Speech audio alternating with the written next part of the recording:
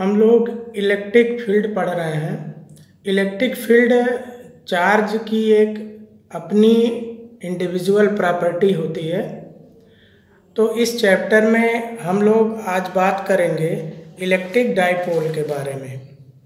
Electric dipole का पहले definition देखिए बच्चों।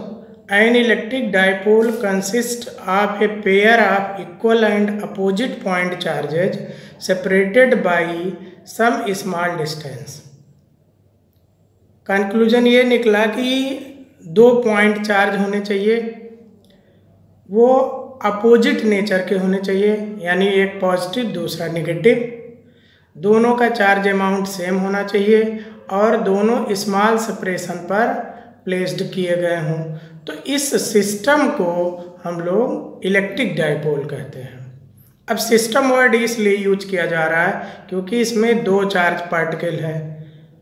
दो या दो से ज़्यादा अगर पार्टिकल एक साथ हैं एक अरेंजमेंट में किसी भी तरह से, तो उसे हम सामान्य रूप से सिस्टम वर्ड यूज करते हैं।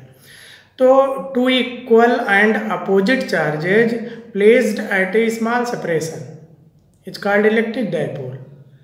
अब बच्चों क्वेश्चन यहाँ पर ये उठता है कि अगर दो अपोजिट चार्जेज है तो ये निश्चित रूप से एक दूसरे को अट्रैक्ट करेगा और कूलाम लॉ के अकॉर्डिंग ये दोनों अट्रैक्ट होकर आपस में मिल जाएगा और plus Q minus Q result 0 coulomb हो गया, यानी ये सिस्टम समाप्त हो जाएगा।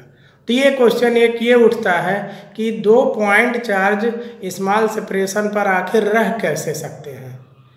तो ये प्रश्न आपके लिए है, इस पर आप अध्ययन कीजिएगा। हम इस पर बाद में बात करेंगे कि दो इक्वल एंड अपोजिट चार्जेज कैसे स्मॉल सेपरेशन पर प्लेस्ड हैं, बिना एक दूसरे को अट्रैक्ट करेंगे, अट्रैक्ट होकर के न्यूट्रल हो जाएगा। तो खैर ये आपका डाइपोल है। डाइपोल की पूरी जो यहाँ से यहाँ तक ये फिजिकल लेंथ है, इसको 2a या कुछ राइटर 2l लिखते हैं। चूँकि ये दो पॉइंट चार्ज है इसलिए ओ जो पॉइंट है वो इस सिस्टम का सेंटर कहलाएगा। तो इस पूरे डिस्टेंस को 2 इक्वल हाफ में डिवाइड करना होता है, इसलिए हम पूरे सेपरेशन को 2a या 2l लेते हैं, जिससे इजली हाफ को हम a कह सकें। तो ये आपका सेंटर होगा डाइपोल का। डाइपोल के किसी भी डिस्टेंस का मेजरमेंट इस डाइपोल के सेंटर से ही किया जाता है। अब डाइपोल में एक अगला टर्म आपको सीखना पड़ेगा, डाइपोल मूवमेंट। डाइपोल मूवमेंट को बच्चों स्मॉल p से रिप्रेजेंट करते हैं और इसकी वैल्यू होती है q इंटू 2a। 2a इन दोनों पॉइंट चार्ज के बीच में सेपरेशन है, तो q इंटू 2a ये डाइपोल मूवमेंट हुआ। इस डाइपोल मूवमेंट टर्म का यूज आप केमिस्ट्री में कई जगह करते हैं। सबस्टेंस के प्रॉपर्टी में इस टर्म को आप यूज करते हैं। एक्चुअल में ये q इंटू 2a क्यों लिया गया है, इस पर भी एक क्वेश्चन है कि आखिर ये q इंटू 2a क्यों है। चार्ज है और उनके बीच का सेपरेशन है, तो इस पर भी आपको आगे इसकी जानकारी मिलेगी कि ऐसा इसको हम क्यों लिए। ये डाइपोल मूवमेंट इलेक्ट्रिक डाइपोल का एक कैरेक्टर होता है।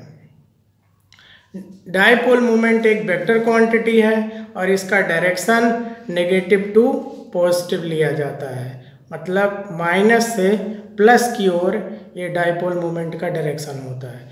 Direction of p is negative charge to positive charge. अब यह इलेक्ट्रिक डाइपोल आपको मिल गया। इस इलेक्ट्रिक डाइपोल के कारण आप इलेक्ट्रिक फील्ड पढ़ेंगे, electric field due to dipole. तो डाइपोल में हम लोग इलेक्ट्रिक फील्ड 3 तरीके से पढ़ते हैं। पहला, चूँकि ये पॉइंट चार्ज है तो इसको मिलाने वाली जो लाइन होगी ये डाइपोल की ओन एक्सिस कहलाएगी। तो इसके एक्सिस के अलांग जो पॉइंट आप लेंगे उसको एक्सियल पॉइंट कहते हैं। तो इलेक्ट्रिक फील्ड आपको निकालना होगा इसके एक्सियल पॉइंट पर। दूसरा आपको इलेक्ट्रिक फील्ड निकालना होता है, ये दो पॉइंट चार्ज आपके हैं प्लस क्यू माइनस क्यू, इन दोनों को मिलाने वाले लाइन के परपेंडिकुलर आप लाइन लीजिए। तो इस लाइन पर अगर कोई पॉइंट आप ले रहे हैं तो उसको इक्वेटोरियल पॉइंट कहते हैं। तो इसके परपेंडिकुलर बाइसेक्टर लाइन पर कोई पॉइंट आप लेंगे, वहाँ पर इलेक्ट्रिक फील्ड निकालेंगे। और दूसरा ये डाइपोल है, डाइपोल के सेंटर से r डिस्टेंस पर किसी भी डायरेक्शन में आप इलेक्ट्रिक फील्ड निकालेंगे। ये जनरल डेरिवेशन होता है, ये आपके बोर्ड सिलेबस में नहीं है। तो इलेक्ट्रिक डाइपोल आपने सीख लिया। अब हम लोग इलेक्ट्रिक डाइपोल के कारण इलेक्ट्रिक फील्ड इंटेंसिटी निकालेंगे। तो पहला टॉपिक हम लोग लेते हैं electric field intensity on axial line of electric dipole. तो बच्चों इसमें आप किस तरह से लिखेंगे, let us consider N electric dipole consist plus Q and minus Q point charge at a small separation 2a।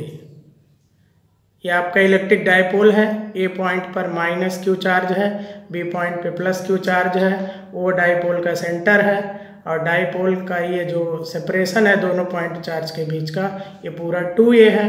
तो हाफ आपका a और a हो जाएगा। अब हमारा प्रॉब्लम क्या है कि डाइपोल के सेंटर से r डिस्टेंस पर, देखिए r डिनोट किया गया है, r डिस्टेंस पर इसके एक्सियल लाइन पर कोई पॉइंट P है। तो to find the electric field intensity at point P, ये हमारा प्रॉब्लम है। अब बच्चों देखिएगा, इस डाइपोल में दो पॉइंट चार्ज है और किसी एक पॉइंट चार्ज के कारण आप इलेक्ट्रिक फील्ड इंटेंसिटी जानते हैं 1/4πε0 charge upon distance square.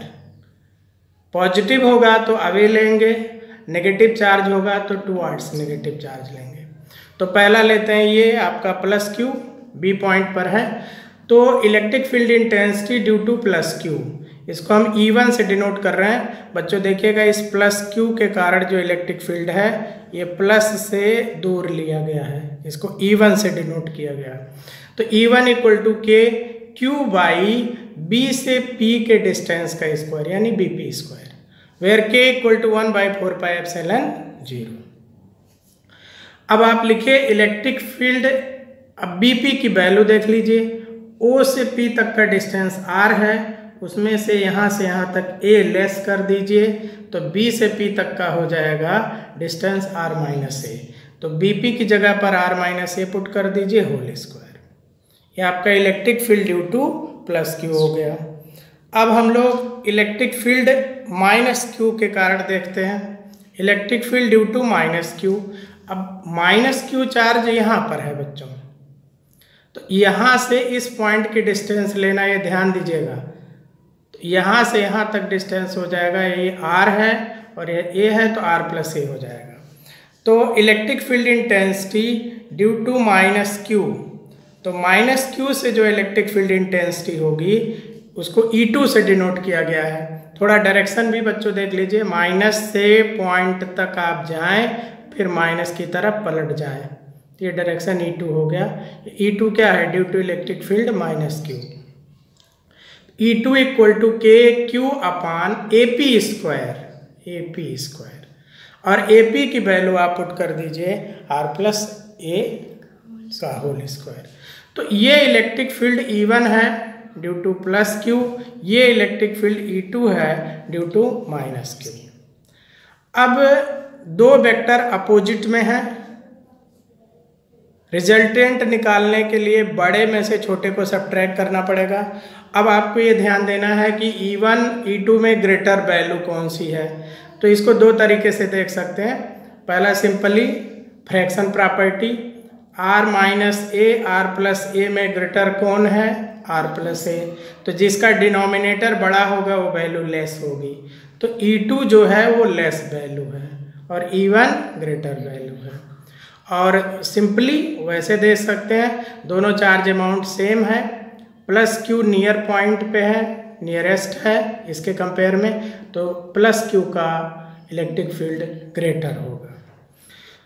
Therefore E1 greater than E2, E1 greater than E2। then resultant will be equal to E1 minus E2। ये भी चीज़ यहाँ पर आपको ध्यान देना है कि ये जो रिजल्टेंट का डायरेक्शन होगा अलोंग E1, बड़े वाले वेक्टर के अलोंग आपका रिजल्टेंट होगा। E1 की वैल्यू पुट कर दिए KQ/R minus A whole square, E2 की value minus KQ/R plus A whole square. इसमें बच्चों KQ दोनों में है, कॉमन हो गया, 1/R minus A square minus 1/R plus A square, दोनों का एलसीएम बच्चों यहाँ डिनोमिनेटर में लिखा गया है। अब ये वैल्यू यहाँ आ गई, ये वैल्यू यहाँ आ गई, तो KQ ब्रैकेट में R plus A whole square minus R minus A whole square whole divide by R minus A whole square, दूसरे ब्रैकेट में R plus A whole square. इसको a plus B whole square से बच्चों expand कर देंगे, इसको a minus B whole square से, और बीच में माइनस है, इस बाद वाले के सभी टर्म का साइन चेंज हो जाएगा, ध्यान दीजिएगा इस चीज़ को। तो हमको इसके बाद का स्टेप मिलेगा KQ R square A square plus 2RA minus R square minus A square plus 2RA, इन तीनों का हमने साइन चेंज कर दिया। डिनोमिनेटर में दोनों पे स्क्वायर था इसलिए हम स्क्वायर एक साथ लगा दिए, R square cancel, A square cancel, 2RA हो गया 4RA। अब एक ब्रैकेट में a प्लस बी, एक ब्रैकेट में a माइनस बी हो गया, a square minus B square, square difference है, होल स्क्वायर आपका एज इट इज है। अब इस 4RA को थोड़ा सा स्प्लिट कर दिए, Q इंटू 2A अलग लिख दिए और 2R इसमें अलग कर दिए। We know that electric dipole moment P equal to Q into 2A, इसको अभी हमने सीखा है। तो Q into 2A dipole moment की जगह पर हम पुट कर दिए P। इस तरह से ये इलेक्ट्रिक फील्ड का फार्मूला हुआ E equal to 1/4πε0 P into 2R whole divide by R square minus A square का होल स्क्वायर। बच्चों ध्यान दीजिएगा, जब कभी भी आपको न्यूमेरिकल लगाने को मिलेगा, अगर डायपोल में कोई स्पेशल कंडीशन नहीं है तो आप इसी फार्मूले का यूज आप करेंगे। मोस्टली बच्चे इस फार्मूले को अप्लाई करते हैं, लेकिन इस फार्मूले के साथ एक स्पेशल कंडीशन है। जब इस कंडीशन को आपका न्यूमेरिकल होल्ड करेगा तब आप इस फार्मूले को अप्लाई करेंगे, अदरवाइज के कंडीशन में आपको यही लगाना है। कंडीशन क्या है अब देखिए बच्चों, इलेक्ट्रिक डायपोल के बीच का जो सेपरेशन 2A है, ये सपोज करिए बहुत ही लेस है। एक्चुअल में इलेक्ट्रिक डायपोल कॉन्सेप्ट मॉलिक्यूल के अंदर होता है, इसीलिए इन जनरल इस 2A की वैल्यू काफ़ी लेस होती है। तो ये देखिए -Q + Q इस डायग्राम में काफ़ी नज़दीक बनाया गया है। तो if A very less than with respect to small r, या R is very greater than to A square. तो बच्चों अगर R की वैल्यू A से काफ़ी बड़ी है तो R square minus A square equivalent to R square. अगर R स्क्वायर में वेरी लिटिल लेस वैल्यू आप सब्ट्रैक्ट करेंगे तो R स्क्वायर पे कोई इफेक्ट नहीं पड़ेगा, इसीलिए इसको 0 मान करके इसको सीधे R स्क्वायर लिखा जाता है। ये कंपेयर कैरेक्टर है, तो यहाँ पर आप मॉडिफाई कर दीजिए, R square minus A square, इसके प्लेस पर आपको रखना है R स्क्वायर। तो R स्क्वायर का स्क्वायर ये R पावर 4 हो गया, ऊपर से एक R कैंसिल हो गया, ये हो गया R³। इस तरह से ये मॉडिफाई होने के बाद ये फार्मूला आता है E इक्वल टू 1/4πε0 2P/R³। तो कब आपको ये लगाना है न्यूमेरिकल में, कब ये लगाना है, इस कंडीशन को ध्यान रखिएगा। अगर ऐसा कुछ कंडीशन मिलता है तो इसे करेंगे, अदरवाइज के कंडीशन में आपको यही फार्मूला यूज करना है। इलेक्ट्रिक फील्ड एक वेक्टर क्वांटिटी है, और डाइपोल मोमेंट भी वेक्टर क्वांटिटी है। चूंकि इलेक्ट्रिक फील्ड का एक्सप्रेशन डाइपोल मोमेंट के टर्म में आया है, इसलिए p के डायरेक्शन को ध्यान में रखते हुए हम इलेक्ट्रिक फील्ड को वेक्टर फॉर्म में रिप्रेजेंट करेंगे। ध्यान दीजिए बच्चों, हम लोगों ने जो डाइपोल एज्यूम किया था उसमें -q इधर था +q इधर था, तो जो p का डायरेक्शन होगा वो नेगेटिव टू पॉजिटिव, ये डायरेक्शन हुआ। और due to electric field +q E1 ये है, due to electric field -q E2 ये है। E1 ग्रेटर था, इसलिए जो रिजल्टेंट ये रेड कलर में रिप्रेजेंट किया गया है, रिजल्टेंट का डायरेक्शन E1 के अलांग है। फाइनली आप इस कंडीशन पर पहुँचे कि resultant electric field and direction of the P both are same, therefore simply E = 1/4πε0 2p/r³। चूँकि P और E का डायरेक्शन दोनों सेम है, इसलिए दोनों को सीधे वेक्टर फॉर्म में लिख दिया जाएगा।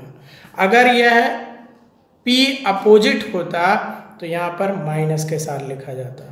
तो ये फार्मूला आपको मिला electric field intensity on axial line due to electric dipole.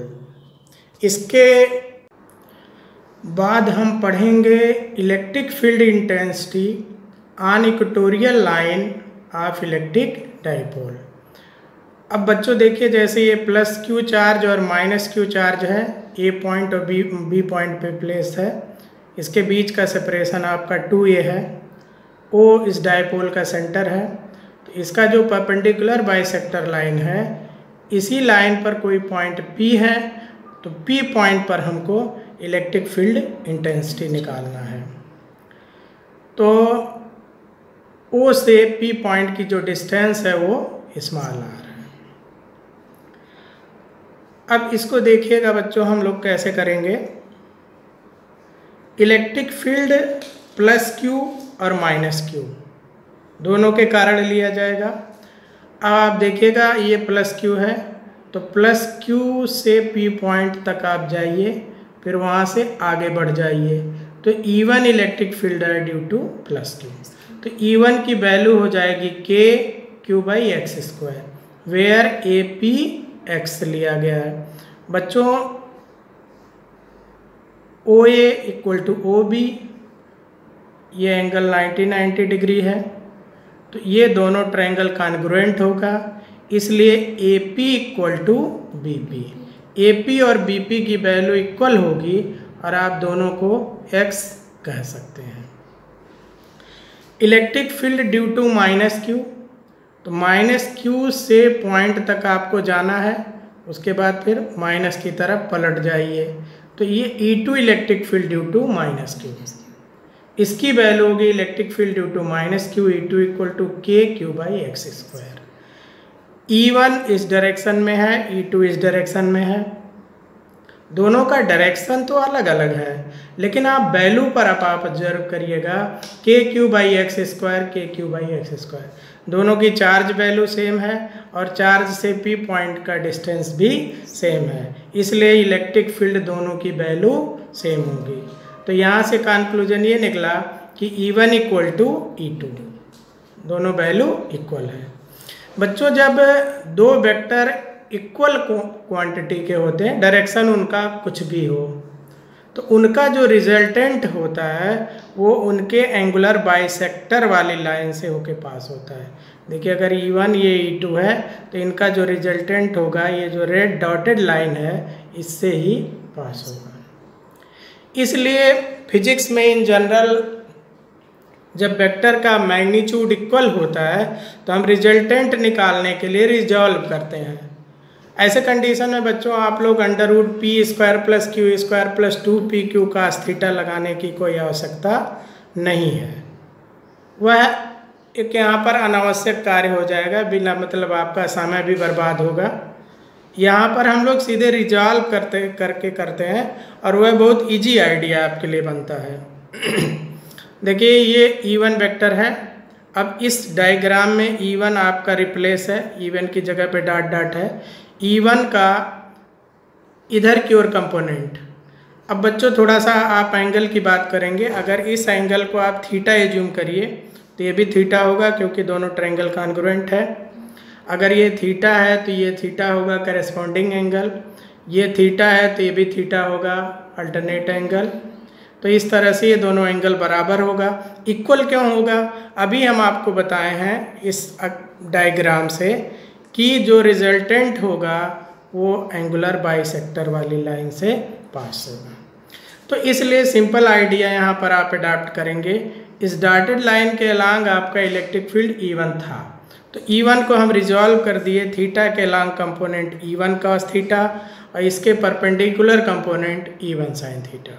और E2 आपका इस लाइन के अलांग था, तो E2 को हम थीटा के अलांग रिजॉल्व कर दिए E2 cos थीटा और इसके परपेंडिकुलर का component E2 sin theta. Since E1 and E2 both are equal, therefore E1 sin theta and E2 sin theta both are equal in magnitude। दोनों का magnitude equal होगा, opposite direction में है, इसलिए इन दोनों का रिजल्टेंट 0 होगा। फाइनली ये दोनों वेक्टर आपके बच रहे हैं, इसलिए रिजल्टेंट इलेक्ट्रिक फील्ड जो कि ये रेड कलर के एक वेक्टर से डिनोट किया गया है equal to E1 cos theta plus E2 cos theta. Simply आपका रिजल्टेंट निकल आएगा, आपको कोई ज़्यादा इस पर मेहनत नहीं करना पड़ेगा।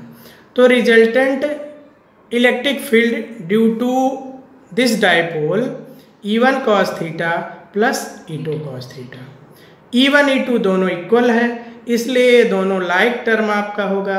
सीधे आप लिख सकते हैं 2E1 cos थीटा या 2E2 cos थीटा, क्योंकि E1 E2 इक्वल है। E1 की वैल्यू ऊपर से पुट कर दीजिए। E1 की वैल्यू या E2 की वैल्यू KQ/x², तो KQ/x², E1 की वैल्यू पुट कर दीजिए KQ/x²। और अब आ जाइए इस फिगर पर। ये एक राइट एंगल ट्रायंगल है, A और B डाइपोल का जो ये पूरा लेंथ था 2a, तो ये हाफ आपका a होगा। ये डिस्टेंस r लिया गया है, इसको हम x एज्यूम किए हैं। तो cos theta equal to base upon hypotenuse, तो cos थीटा की जगह पर a/x पुट कर दीजिए, तो ये आपका k आ गया और q और 2a एक साथ लिख दिए। चूँकि q into 2a electric dipole moment होगा, इसको p लिख दिया जाएगा। x² और x³ हो गया। पाइथागोरस थ्योरम से hypotenuse square equal to perpendicular square plus base square, x² equal to r² plus a², तो x equal to x² plus a² whole power half. बच्चों अंडर रूट लिख सकते हैं या हाफ पावर लिख सकते हैं, दोनों सेम होता है। इस x की वैल्यू को यहाँ पुट कर दीजिए, चूँकि ये x³ है तो इसका क्यूब जब आप करेंगे तो ये 3/2 हो जाएगा। और ये आपको इलेक्ट्रिक फील्ड मिला equal to 1/4πε0 p/r² plus a² whole power 3/2 without any correction. अब अगर न्यूमेरिकल वैल्यू आपको दिया जाता है, एक एग्जाम्पल लेते हैं। सपोज करिए कि ये डाइपोल का पूरा लेंथ 8 है, तो इतना 4 हो जाएगा। और अगर r को 3 दिया है तो ये 4 के कंपेयर में 3 और 4 में आप नेगलेक्ट की बात नहीं कर सकते हैं। तो उस कंडीशन में आपको ये 4 3 यूज करना पड़ेगा दोनों। लेकिन अगर डाइपोल में ऐसा कुछ कंडीशन है, if r very greater than with respect to small a, मतलब डिस्टेंस जो है वो डाइपोल का जो लेंथ है 2a उससे काफ़ी बड़ा हो, तो r² प्लस a² को इक्विवेलेंट हम r² लिख सकते हैं। उस कंडीशन में इस फार्मूले में मॉडिफिकेशन आप करेंगे, r² प्लस a² की जगह पर आप r² लिखेंगे, a² 0 हो जाएगा और r² पावर 3/2, तो ये हो जाएगा r³। तो ये आपका दूसरा फार्मूला है। लेकिन फिर एक बार आपसे कहेंगे कि इस फार्मूले का यूज तभी आप करेंगे जब r की वैल्यू a के कंपेयर में बहुत बड़ी होगी, अदरवाइज न्यूमेरिकल की वैल्यू के लिए इसको आप यूज करेंगे। आप लोगों को फार्मूले का आइडिया इसी का केवल होता है, आप इसी को केवल लर्न करते हैं।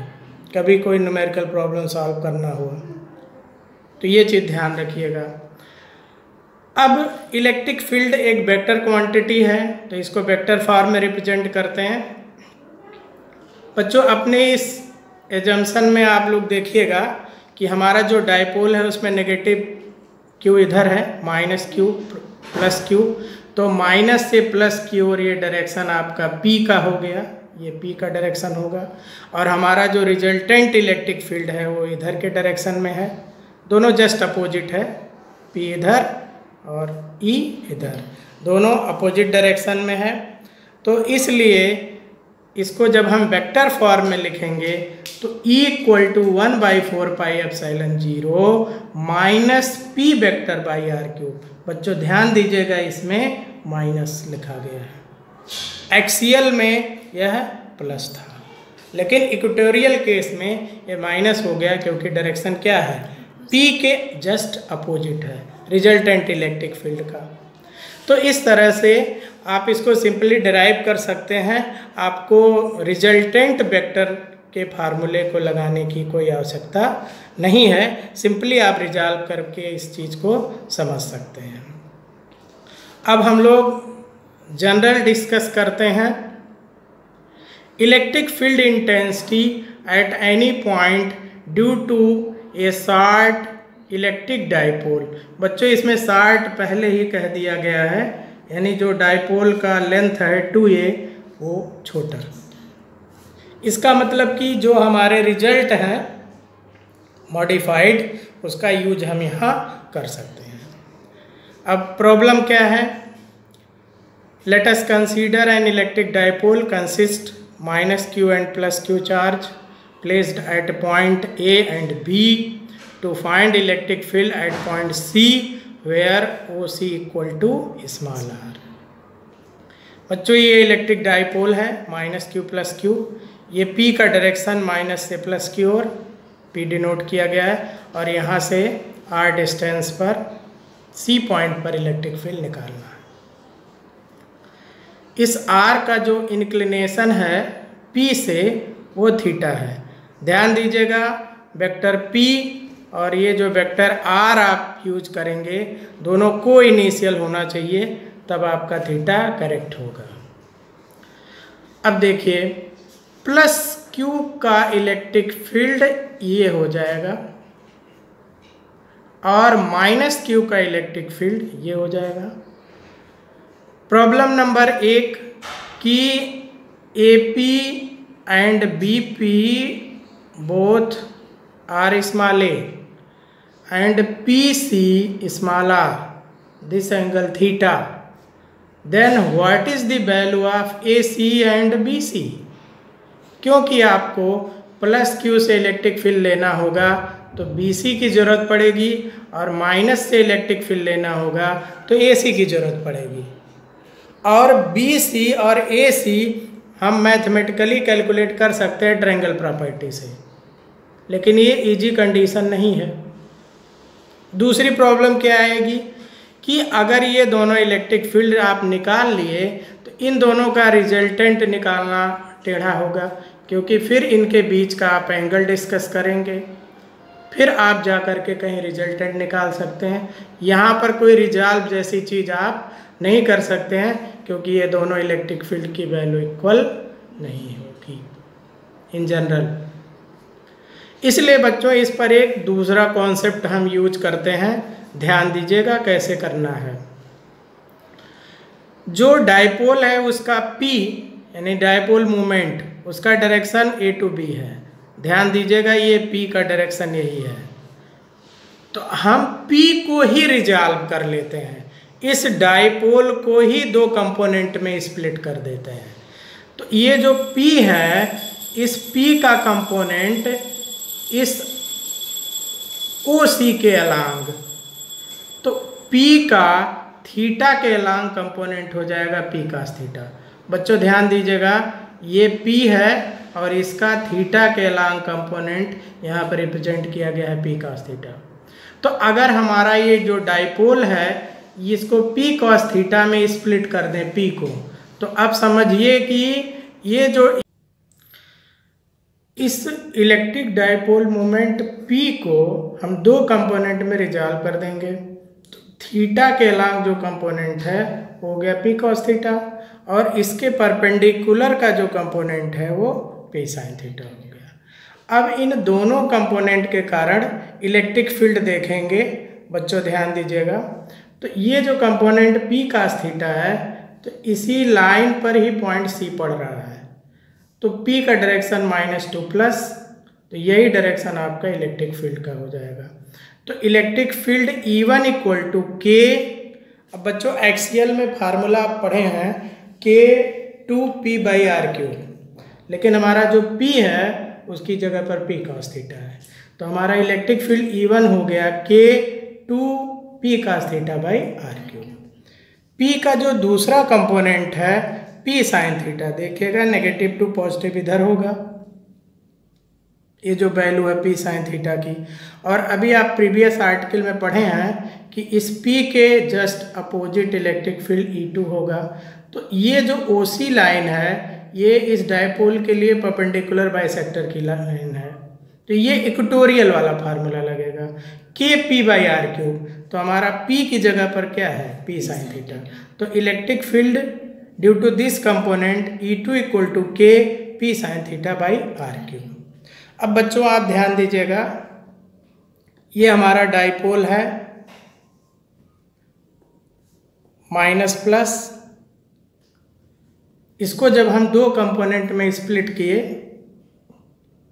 तो पहले कंपोनेंट का इलेक्ट्रिक फील्ड E1 इधर है और दूसरा जो कंपोनेंट P sin थीटा था उसके कारण इलेक्ट्रिक फील्ड इधर है। ध्यान दीजिएगा दोनों वेक्टर कैसे हैं, परपेंडिकुलर हैं। तो रिजल्टेंट वेक्टर निकालने के लिए 11th का formula R equal to √P² plus K²। तो resultant electric field E equal to √E1² plus E2²। E1 की वैल्यू ये है, E2 की वैल्यू ये है, इसका स्क्वायर करके पुट करिए बच्चों, K² 4P² cos² θ/R/6 और इसका स्क्वायर करेंगे तो K² P² sin² θ/R/6। दोनों में बच्चों देखिए K² कॉमन बाहर निकल गया रूट के K, P² कॉमन बाहर हो गया √P, R/6 कॉमन बाहर हो गया R3। अब बच रहा 4 cos² theta plus sin² theta. इस 4 cos² थीटा sin² थीटा में 3 cos² थीटा अलग कर देंगे और एक जो cos² थीटा है उसके साथ हम sin² को यूज कर लेंगे। तो बच्चों आप 10th में पढ़ चुके हैं cos² theta plus sin² theta equal to 1, तो ये आपका इतना पोर्शन आपका 1 हो गया और इस तरह से resultant electric field E equal to K की वैल्यू पुट कर दे रहा है 1/4πε0 P/R³ इन √3 cos² थीटा प्लस 1। ये तो रिजल्टेंट इलेक्ट्रिक फील्ड हो गया, लेकिन अब रिजल्टेंट इलेक्ट्रिक फील्ड का डायरेक्शन, चूंकि इलेक्ट्रिक फील्ड वेक्टर क्वांटिटी है तो इसलिए रिजल्टेंट का डायरेक्शन आप देखेंगे। E1 का डायरेक्शन ये है, E2 का डायरेक्शन ये है। इस पर आप, ये चूंकि दोनों 90 डिग्री पर है, इस पर आप पैरेललोग्राम लॉ लगाएंगे तो जो रिजल्टेंट इलेक्ट्रिक फील्ड E निकला है उसका डायरेक्शन ये रेड कलर के वेक्टर से डिनोट किया गया है, ये रिजल्टेंट E होगा। और इस रिजल्टेंट का डायरेक्शन हम R से लेने की कोशिश कर रहे हैं, जो OC जो लाइन है OC इसके अलांग E1 है। तो सपोज करिए E1 से रिजल्टेंट का जो वेक्टर डायरेक्शन है वो है अल्फ़ा, E2 ये है तो ये भी वैल्यू E2 हो जाएगा। तो E2 परपेंडिकुलर और बेस हो जाएगा E1, तो tan अल्फ़ा रिजल्टेंट का डायरेक्शन E1 से या OC से दोनों आप समझ सकते हैं। तो tan alpha equal to E2/E1। तो tan alpha equal to E2/E1, यहाँ पर E2 की वैल्यू KP sin θ/r³ और E1 की value K2P cos θ/r³ put कर दिए। इसमें सब कैंसिल हो गया और फाइनली मिला tan alpha equal to half tan theta. इसका मतलब कि जो ये OC का डायरेक्शन था डायपोल मोमेंट से थीटा, उसके साथ ये रिजल्टेंट वेक्टर का डायरेक्शन हमें मिल गया। ये इंपॉर्टेंट रिजल्ट है। tan alpha equal to half tan theta. Alpha किसके साथ एंगल लिया गया है ये ध्यान दीजिएगा। अब अगर हम इसी डेरिवेशन में दो कंडीशन लगा दें तो एक्सियल इक्वेटोरियल का फार्मूला अपने आप इससे भी बन जाएगा। बच्चों एक्सियल के केस में ये जो C पॉइंट है वो इसी डायपोल के ही लाइन पर आ जाएगा। तो थीटा इक्वल टू 0, तो एक्सियल कंडीशन के लिए थीटा 0 कर दीजिए और थीटा 0 यहाँ पे पुट कर दीजिए। तो cos 0 की वैल्यू हो जाएगी 1, 3 और 1 4 स्क्वायर रूट 2, तो equal to 1/4 pi epsilon 0 2p/r³। Same result मिला, पहले भी आप निकाल चुके हैं। अब इक्वेटोरियल के केस में ये परपेंडिकुलर बाइसेक्टर के लाइन पे निकालना होता है, तो उस कंडीशन में थीटा 90 होगा। बच्चों cos 90 जब यहाँ पुट करेंगे तो cos 90 0, उस कंडीशन में आपको मिलेगा equal to 1/4 pi epsilon 0 p/r³, 3 × 0 + 1, तो ये 0 हो गया 1 और आपको रिजल्ट मिला equal to 1/4 pi epsilon 0 p/r³। तो इस तरह से इलेक्ट्रिक डायपोल से आप इलेक्ट्रिक फील्ड निकाल सकते हैं, एक्सियल, इक्वेटोरियल और जनरल। अब आपको ये बताना है कि ये डायपोल, इलेक्ट्रिक डायपोल जो कॉन्सेप्ट है वो मॉलिक्यूल के अंदर किस तरह से लिया गया है। यह मॉलिक्यूल के अंदर के स्ट्रक्चर की बात है, इस पर आप विचार कीजिएगा।